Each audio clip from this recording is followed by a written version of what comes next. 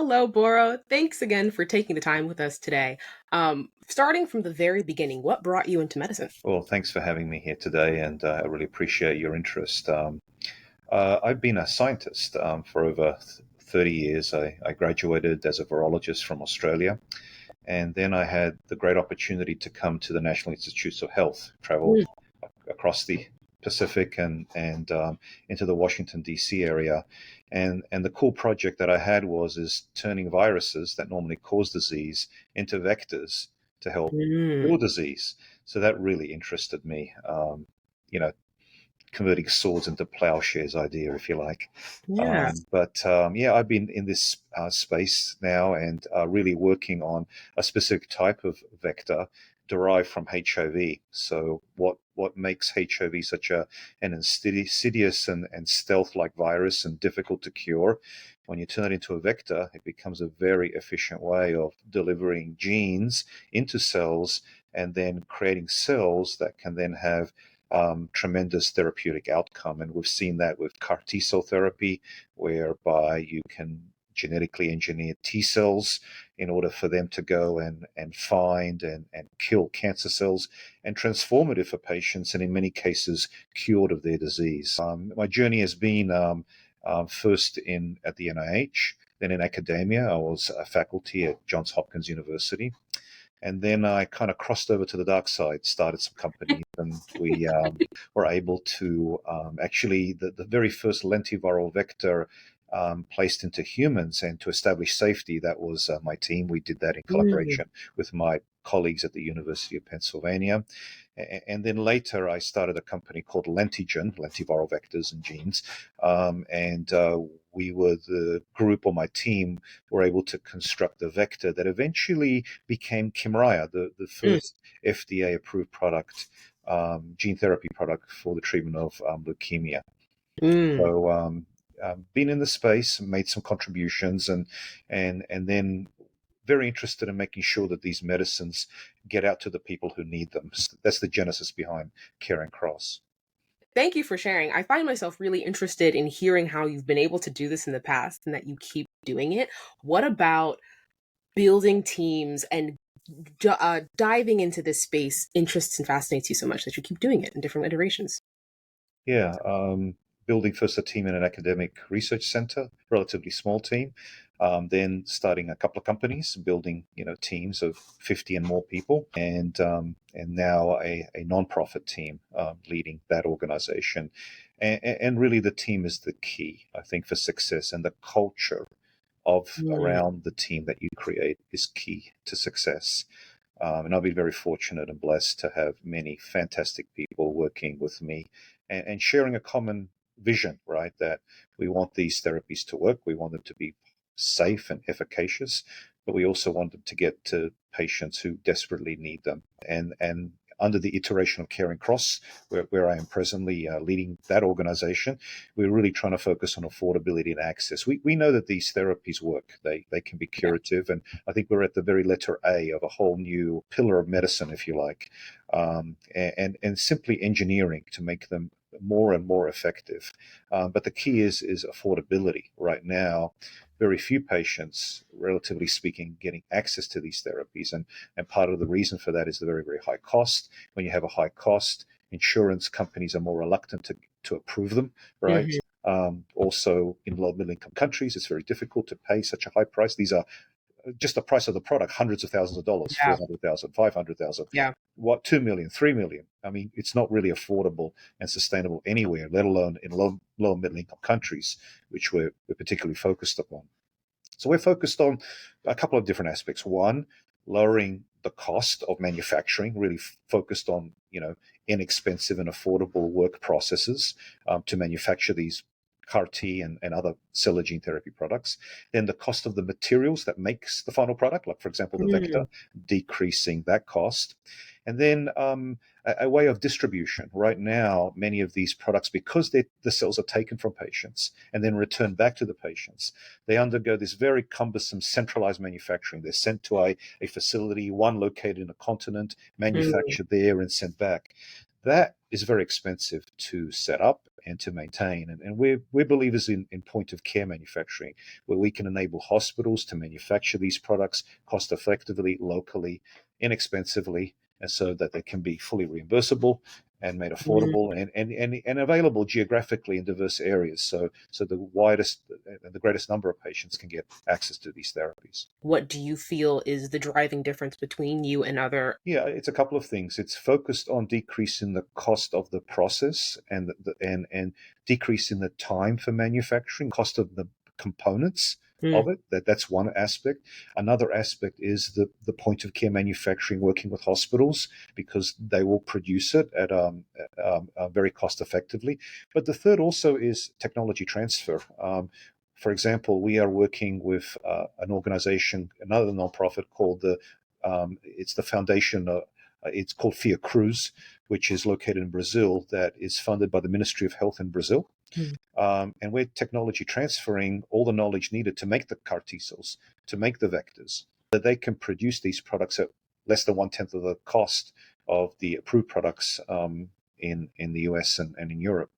So it's a couple of different ways that we are trying to improve affordability and access around the world. How are you able to even identify that this was a gap to go into, like decreasing the cost? And what motivated and drove you to do that? Yes, so the motivation was very easy.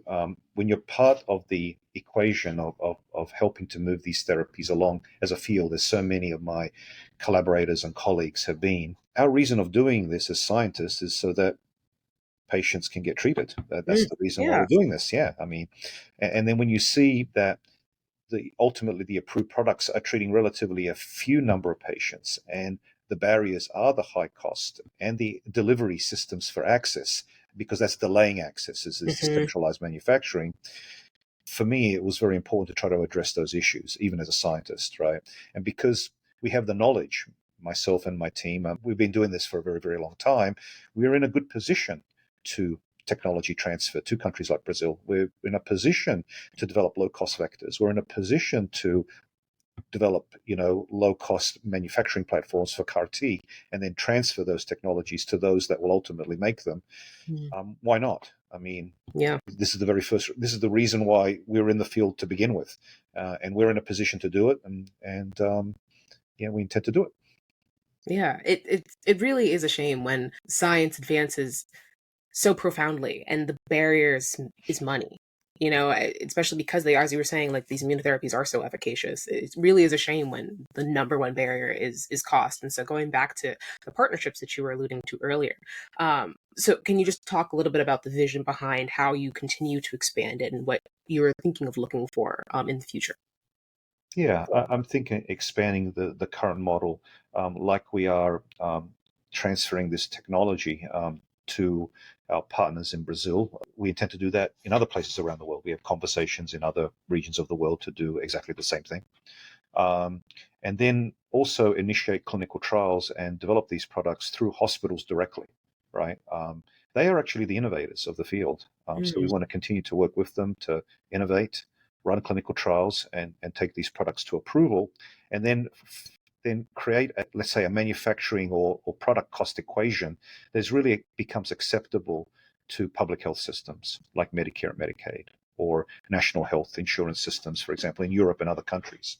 And it's already shown to work. mm, Colleagues in Spain, and particularly a group from Barcelona, have been able to create a network within Spain, about 10 sites, where they're working directly with hospitals, providing the vector, providing some of the materials. Some of the materials are bought off the shelf, and the mm, cost of the product is about $100,000, right? Which many insurers will gladly pay for these products. It's just when the price becomes, you know, 350, 400, yeah. 500, a million, that becomes much more difficult from the perspective of insurers to really approve them, very readily. So we're trying to get to a point where insurers see the value, that at a certain price point they will just automatically approve, so that these patients can be Mm, treated, so they have the best chance for dealing with their disease and get the products as soon as possible. That's very important. Sometimes the delays in approval of the therapy results in some patients not receiving the products in time. Yeah. This is not only true for insurance approval, but it's also true for when you have a long manufacturing cycle. That also results in some patients with advanced disease not receiving the product in time. So we're very much about reducing the time, reducing the cost, putting it local. Everything that removes barriers for patients to be able to get these products as soon as possible in an affordable way that national insurance systems in particular will pay for these products. And so a couple of questions on that, especially because I want to go back to a point where you had highlighted the hospital communities as being the real innovators within this process. Is it because they're able to decrease the time because it's in-house and decrease that barrier of cost? Like how? Because they're relatively free from other concerns to drive innovation. They have an idea and they'll develop it rather than necessarily having to sort of like get approval to work on a project because the market has to be a certain size Right, in order right. for the company to Yeah. make the investment to move forward, right? So they're free, they're scientists developing, and it's through that freedom that a lot of innovation is actually created. So the academic environment we find is the most fruitful place where new ideas and new therapies are developed because they have that kind of that freedom. Yeah. That's really interesting. Can you, in your experience, talk about a time where using that freedom has allowed you to impact a patient? So having that freedom originally at Hopkins and then basically forming that first company and moving forward with the first trial allowed us to show that these vectors were safe. And given the number of products now that have been approved using lentiviral vectors, I think that has had tremendous impact on many patients. But then, working with our colleagues at the University of Pennsylvania, those first CAR Ts that came out, and we saw transformative benefits for these immediate patients. Mm. It's very gratifying to be in the field to make small contributions, however small, to be able to make sure that you know, you're working with the right people so that these innovations can get translated and then get to the people that need these therapies. And that's true not only for my UPenn colleagues. I've had a long-standing collaboration with colleagues at Case Western, at UC Davis, at Ohio State University, and others. So, I mean, it's all working with great people at these clinical centers makes all the real difference. Yeah, yeah, I can definitely see that. And as you're telling your story, I'm also really curious to hear for you that first clinical trial, like using that freedom and empowering yourself to go out after that first therapy, that first molecule. Can you talk about the story for you surrounding that? Like what empowered you to go for it in that first iteration? Many people thought I was crazy to take a HIV vector and to put it into humans. But I rationalized that because the vector is so effective, we're going to have to use this type of a vector, right? And really, it's that rationale of thinking logically. To get gene therapies to work, you want to use the best possible vector. And then whatever other hills and challenges that you have to meet to get there, you'll do that because you know the end Mhm. result is worth it because you'll have a vector. And as it turns out, lentiviral vectors are very efficient. There may be other vectors in the future, but the particular properties of lentiviral vectors make them highly efficient in transducing cells. And I think having multiple approved products really proves that. So really maybe a little bit of craziness in the beginning, but a deep belief Yeah. that this can create a tremendous value for patients in the future. I think that's probably what drove me the most. Yeah, I feel like isn't that a cornerstone behind a lot of innovation? That usually people think, oh, people think you're a little crazy in the beginning, but it ends up working. Oh yeah, no. A lot of people. I had people tell me that the FDA will never allow you to take this test into the Mm, clinic, and I can tell you that I had many meetings, very large meetings with the FDA, and very extensive meetings. But in the end, I think they saw the logic that I was proposing, and they saw the data, the safety data that we had generated, and mm. they said that this was the correct study to evaluate this, and we were very glad to do everything correctly and then shown the data that this class of vectors were safe. And now they're widely utilized as a result of those first clinical trials that we led. Yeah. So then on the heels of that craziness, and I say that with kindness, but looking now towards the future for the next 10 years, I mean, the way science has evolved even in the past 10 years, from like branching into CAR T cells and then I'm just really curious to hear what your insights and what your beliefs are for how this can continue to grow and improve. Oh, yeah, absolutely. There have been a series of recent papers that have been using lentiviral vector CAR T cells for the treatment of autoimmune disease with Hmm. complete cures occurring, right? So, really amazing kind of data that's out there for leukemia and lymphoma. We've also now seen very good results for multiple myeloma. Using a lentiviral vector and transducing a stem cell, right, a hematopoietic stem cell Hmm. from the bone marrow, leads to cures for diseases like sickle cell and beta thalassemia. The problem is the price, right? When it's at $2 or Yeah. $3 million, that's untenable.